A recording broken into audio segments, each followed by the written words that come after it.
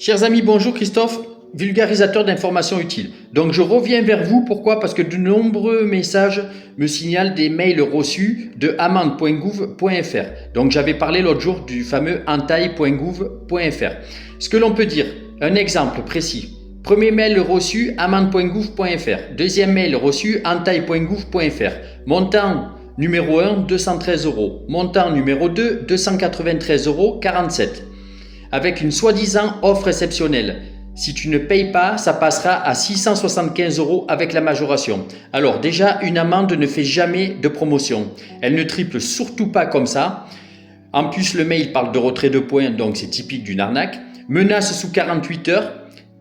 En général, c'est pareil, on ne te menace pas à ce point-là. Gros encadré rouge sous forme de rectangle.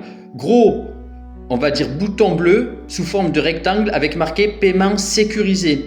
Donc surtout, ça c'est vraiment typique des arnaques. Il ne faut pas cliquer sur ces liens ou sur ces boutons-là. D'accord? L'administration ne met jamais de bouton de paiement dans un mail. Alors, ce que l'on peut dire aussi, ne fais pas de relance par SMS ou par mail si tu n'as pas reçu de premier avis officiel par courrier.